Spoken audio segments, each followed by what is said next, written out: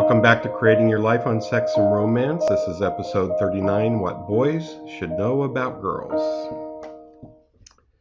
Hi, this episode we're going to kind of flip on what we did last episode, and we're going to talk about what boys should know about girls and emphasize once again how boys and girls are different, and we're going to focus now on what boys should know about girls. We'll repeat some of the same information, but some of it obviously from a boy's perspective.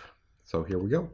What boys should know about girls. Again, sexual excitement is intoxicating like alcohol or drugs, and it affects your discrimination. And for boys particularly, you can find yourself indulging yourself in behaviors you wouldn't normally do. So be aware of this.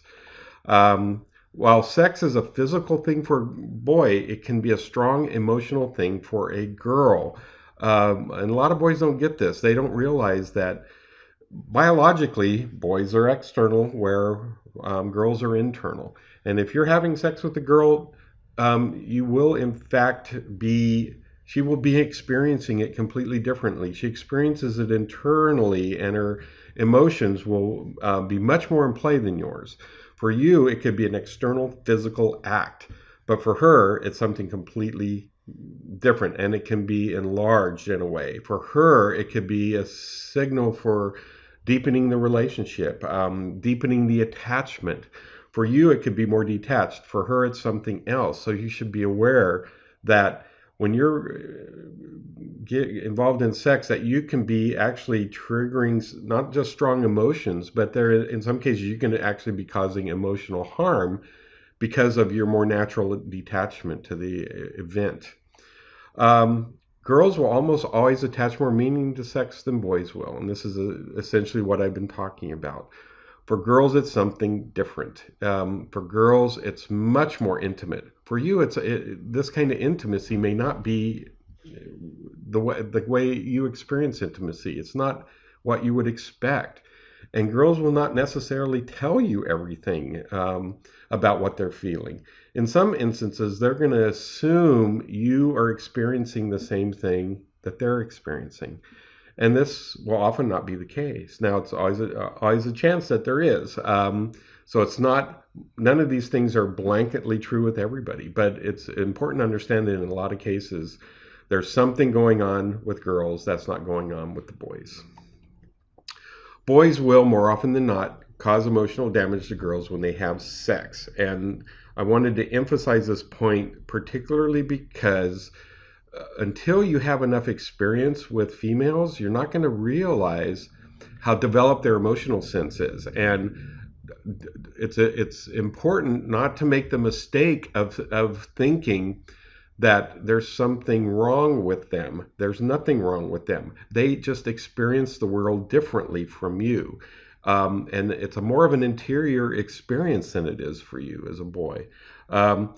Girls have a much more highly developed sense of emotion. It doesn't mean that they all are necessarily in control of them.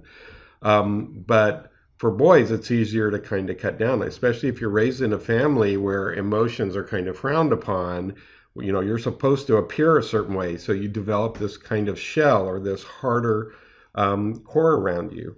And you assume that the sexual experience, which is external for you, is also external for them, and that they could be in it just for the sex. Now, in some cases, yeah, girls can get cynical. Girls can start detaching their emotions from sex, and girls can indulge in sex the way boys do. It can go that route, especially when they have experience after experience where boys are not relating to them the way they would have expected.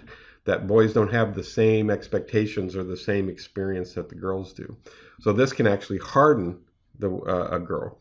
But if you are not paying attention early on, especially when it's a girl having her first, or she's relatively new to sexual experiences, you can be causing damage. And it often arises because you've both indulged in alcohol or drugs. And this is why some of the girls who go off to college and then find themselves with boys and they're at parties and drinking, things can happen. And the consequences of that can be very confusing, especially for girls, because they're more likely to make assumptions about what sex means than you are.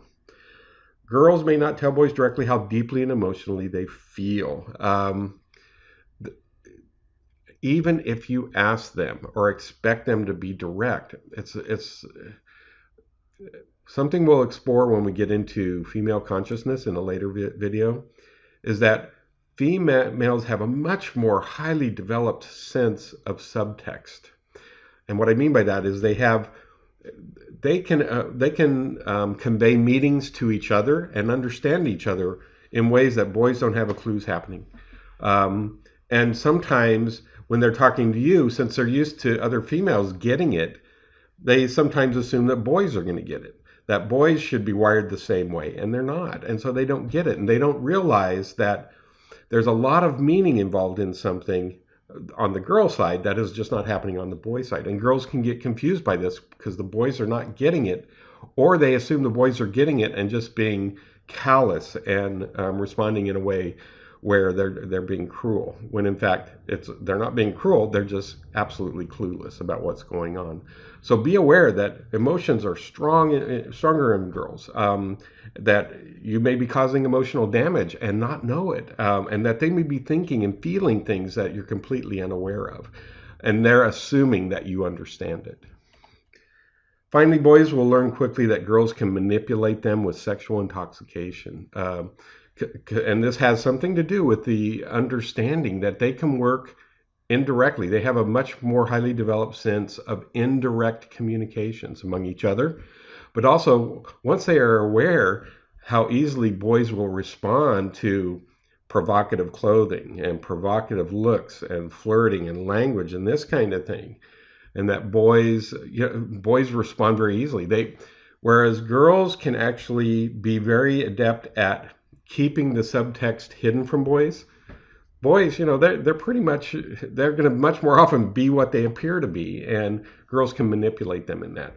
So at a certain point, you're going to become aware of this, and it doesn't mean that the girls are necessarily bad in what they're doing. Part of it is just they have a more highly developed sense of operating that way, and it's a tool in their arsenal in a sense. And it's not a bad thing. In fact, as time goes on, boys should find out that women really have something going on that is worth a man spending the time learning and developing on their own as well, especially to help with communication. So as a package, it's important for boys to understand that girls have a lot more interior awareness than boys do, and there's a lot more emotions and feelings going on there than boys are aware of. Whereas boys tend to be explicit about things, girls will be more implicit and indirect.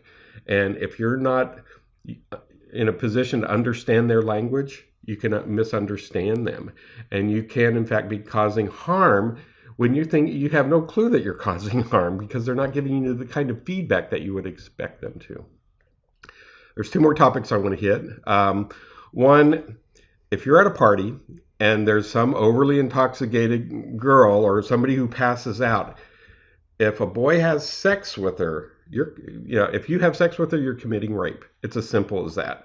No matter what you believe, no matter what she said, no matter what friends say or do, sex with an unconscious girl particularly is rape. And when they're intoxicated enough, they're not, people are not in their right mind. So you should be very, very aware of this. And this is why on many college campuses, you're going to be finding more and more it's, consent laws are coming into play and things that I may not always agree with, but at the same time, I understand what the reaction is, because when you're young and in college and using intoxicated things will happen. And for a boy, it's a lot easier to make the mistake of plying girls with intoxicants so that they become more compliant. It's a bad thing all the way around. And you will start becoming a person you wouldn't want to become. Also, if you and your buddies look at girls as simply objects for your sexual pleasure and abuse, if you're having competitions on how many you're going to get in bed or who's going to be the first one to take that girl's virginity and this kind of thing, you're behaving in an uncivilized manner. Especially if you hit them, that's a sign that you're not a man, but an immature boy. I'll even go further. You're just idiots and assholes. If you become that kind of person, there'll be a time that you're going to regret it. One other thing, and this is about pornography. And that, these days it's so pervasive on the internet. I'm probably not talking to anybody who hasn't run across it. Have you noticed this kind of trend? It happens in pornography. If you view more than one thing, how often they indulge in this kind of snarling animalistic behavior. Okay, it's very physical. But is this something what you would describe as elevating, or is it just about exploiting base and animalistic behaviors? How do you feel after you indulge in pornography? Does it feel like there's this growing crassness in your consciousness? You see movies these days out of Hollywood, and more of the people in the movies they're kind of glib about pornography and that it's a natural part of their life. But there's a crassness that comes out of that. Do you merely accept that 90% of what you're seeing is actually exploiting people, often young people, in a predatory way? If you look at a lot of this stuff, it's predatory, and it's primarily exploiting young people. Is this what you want you and your friends to become when you overindulge it? Is this something you like to see happen? Um, the thing about pornography, and this is an insight I conveyed in my first book on creating your life, you move toward and become like what you put your attention on. So if you're putting a lot of attention on these gyrating bodies in porn videos and engaging in this animalistic and objective behavior, is that really what you want to become in your life? This woman, Virginia Despentes, said consuming pornography does not lead to more sex. It leads to more porn. Much like eating McDonald's every day will accustom you to food that, although enjoyable, is essentially not food. Pornography conditions the consumer to being satisfied with an impression of extreme sex rather than the real. And here's the danger. If you can probably have a lot of sexual partners who will gladly imitate a lot of the behaviors you see in pornography. But one day you're going to meet a woman who's the real deal, who captures your heart. And then you'll make the mistake of bringing in this kind of behavior into your sex lives. And she's not going to respect you for it at the end of the day. I mean, sure, you may find somebody who matches you in that and you guys can indulge yourself. But as we'll talk later, when I do some videos on friendship, there are different kinds of friendship. And one is just based on pleasure. It's not based on itself. And if you're going to find, quote, true love, you might be surprised how much true love can go beyond sex. And where sex is not simple pleasure seeking and extreme sensation oriented, it's actually something else. But we'll get to that at the right time. For now, in our next episode, we're going to talk about male consciousness. And you can go to marcandrealexander.com to read more and find my book, Sex and Romance.